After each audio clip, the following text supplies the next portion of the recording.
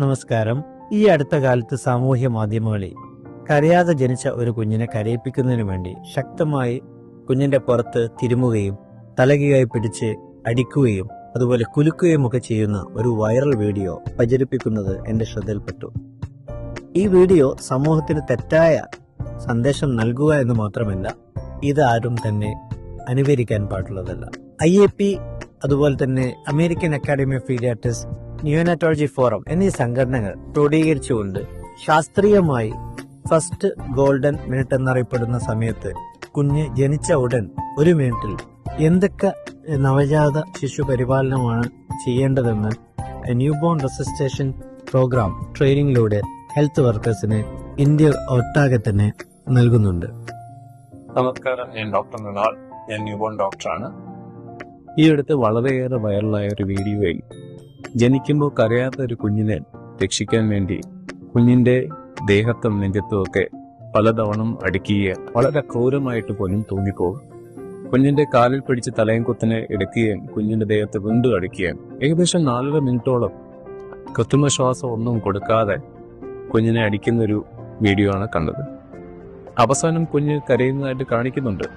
എന്നാലും ഇങ്ങനൊരു കുഞ്ഞ് കുറച്ച് കഴിയുമ്പോൾ മരിക്കാനുള്ള സാധ്യത കൂടുതലാണ്. കാരണം കുഞ്ഞിന്റെ ഹൃദയത്തിലും തലച്ചോറിലും ഒക്കെ ഓക്സിജനും രക്തമൊന്നും കിട്ടാതെ 4 മിനിറ്റോളം ശ്വാസം ഇല്ലാതെ വരും. അങ്ങനെ പ്രശ്നം വരാം. അപ്പൊ ഇതെങ്ങനെയാണ് ശരിക്കും ചെയ്യേണ്ടത്? ശരിയായിട്ട് ചെയ്യുന്ന രീതിയാണ് ന്യൂ ബോൺ റീസസിറ്റേഷൻ പ്രോഗ്രാം എന്ന് പറയുന്നത്. ഏകദേശം 20% നവജാത ശിശുക്കൾ മരിക്കുന്നത് ശ്വാസം കിട്ടാതെ ഇങ്ങനത്തെ അസുഖം മൂലമാണ്. അപ്പോൾ ന്യൂബോൺ റീസസിറ്റേഷൻ പ്രോഗ്രാം വഴി ഒത്തിരി കുഞ്ഞുങ്ങളെ നമുക്ക് രക്ഷിക്കാൻ കഴിയും. അപ്പോൾ കുഞ്ഞ് കരഞ്ഞ് വളരെ എളുപ്പമാണ് കുഞ്ഞിന് അമ്മയുടെ ദേഹത്ത് കടത്തുക, പാല് കൊടുക്കുക, കുഞ്ഞിന്റെ പൊക്കിൾ കോഡ് 1 മിനിറ്റ് ശേഷം കെട്ടുക, മുറിച്ചു മാറ്റുക എന്നുള്ള.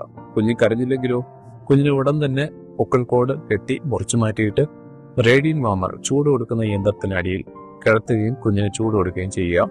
കുഞ്ഞിന്റെ തല രക്ഷിക്കുന്ന ആരോഗ്യ പ്രവർത്തകന് അടുത്ത് വയ്ക്കുക. കുഞ്ഞിന്റെ തലയും കഴുത്തും ദേഹവും ഒറ്റ ദിശയിൽ കിടത്തുക. കുഞ്ഞിന്റെ ദേഹം ഉണങ്ങിയ തുണി വെച്ച് തുടയ്ക്കുക.